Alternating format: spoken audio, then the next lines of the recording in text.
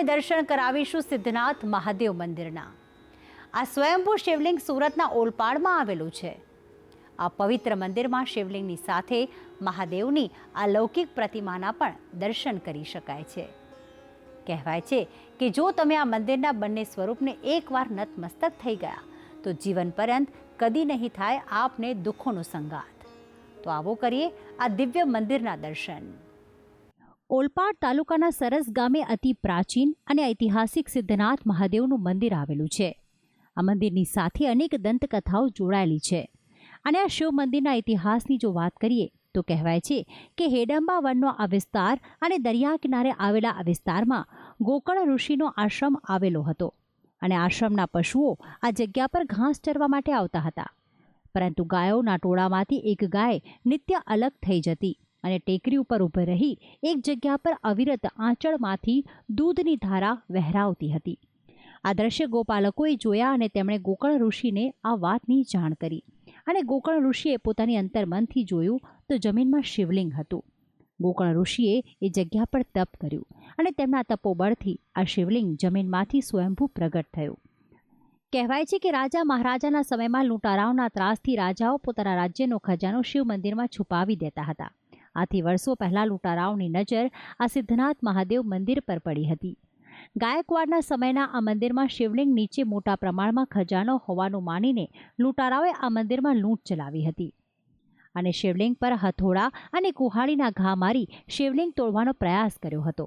ત્યારે શિવલિંગમાં પડેલા છિદ્રોમાંથી અસંખ્ય ભમરા બહાર આવ્યા અને લૂંટારાઓને ઝેરી ડંખ મારવાનું શરૂ કરતા લૂંટારા જીવ લઈને ભાગ્યા હતા। આજે પણ આ લૂંટારા દ્વારા ખંડિત થયેલા શિવલિંગમાં છિદ્રો જોવા મળે છે। મંદિરની આજુબાજુનો વિસ્તાર દરિયાના કારણે ખારાશ ધરાવે છે, પણ શિવલિંગમાંથી આજે પણ કુદરતી રીતે મીઠું ઝરણું વહી રહ્યું છે અને ગંગાજી હોવાનું માનવામાં આવે છે। આ મંદિરમાં માત્ર સુરતમાંથી જ નહીં પણ ભારતભરમાંથી શિવભક્તો આવે છે અને પોતાની મનોકામના પૂર્ણ કરે છે। આ ઐતિહાસિક મંદિર છે અને ઘણું જૂનું પુરાણું મંદિર છે।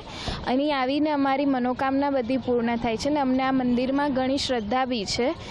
ગાયકવાડના સમયમાં એટલે કે 1795માં પ્રથમ જ્યારે આ મંદિરનો જીર્ણોદ્ધાર કરાયો ત્યારે 8 વર્ષ જેટલો સમય લાગ્યો હતો।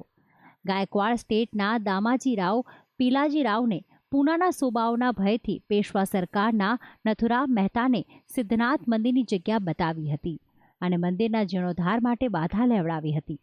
નથુરામ મહેતા રસ્તેથી જતા હતા ત્યારે તેમને રસ્તેથી 15,000ની થેલી મળી હતી અને મળેલા રૂપિયાથી તેમણે મંદિરના જીર્ણોદ્ધાર પાછળ ખર્ચો કર્યો હતો।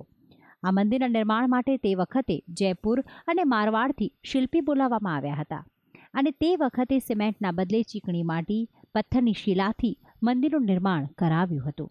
આજે આ મંદિર વર્ષો પછી પણ અડીખમ છે અને કળિયુગમાં આસ્થાનું કેન્દ્ર બન્યું છે। કે તમારું કોઈ પણ એવું કાર્ય હોય, કોઈ પણ એવું કામ હોય જ્યાં સુધી પૂરું નહીં થયું, તમે 2 હાથ જોડીને દાદાને પ્રાર્થના કરો તો તમારા દરેક કામ સિદ્ધ થઈ જાય। એના ઉપરથી એનું નામ સિદ્ધનાથ પાડવામાં આવ્યું છે। માગશર સુદ 11 જે મહા મહિનાની 11 આવે છે એ ભગવાનનો પ્રાગટ્ય દિવસ ગણાય છે। એ દિવસે અહીંયા 2 દિવસનો મેળો ભરાય છે અને રાતના જ્યારે મહાપૂજા થાય છે ત્યારે આ પાણી તમને આપોઆપ બહાર નીકળતું જોવા મળે છે। આખા વર્ષ દરમિયાન એક જ વખત જોવા મળશે માગશર સુદ 11ને દિવસે। એ દિવસ ભગવાનનો પ્રાગટ્ય દિવસ ગણાય છે અને અહીંયા 2 દિવસનો મેળો ઓલપાડ તાલુકાના સિદ્ધનાથ મહાદેવજીની ખાસ કરીને જો વાત કરીએ તો અહીં લોકોની આસ્થા ખાસ જોડાયેલી છે અને સિદ્ધનાથ મહાદેવ દાદા ભક્તોની મનોકામના હર હંમેશ પૂર્ણ કરતા હોય છે। આમ તો ભોળાનાથ નામ પ્રમાણે જ ભોળા ભક્તો મનથી જ્યારે તેમને યાદ કરે છે ત્યારે ભગવાન શિવ તેમને આશીર્વાદ અર્પણ કરે છે। ત્યારે ઓલપાડના સિદ્ધનાથ મહાદેવ પણ વર્ષોથી ભક્તોની માનતા સિદ્ધ કરે છે।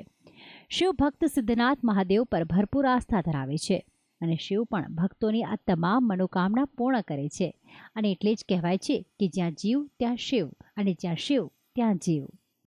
જીવન અને મૃત્યુના દેવ એટલે મહાદેવ જે ત્રિકાળ જ્ઞાની છે અને ત્રિનેત્રધારી છે। શિવના ભક્તો પર હર હંમેશ શિવજીના આશીર્વાદ રહેતા હોય છે। ત્યારે સિદ્ધનાથ મહાદેવ દાદાના દર્શન કરનાર હર કોઈ શિવ ભક્તોની મનોકામના અહીં બિરાજમાન શિવજી પૂર્ણ કરે છે। ભક્તિ સંદેશ ન્યૂઝ ઓલપાડ।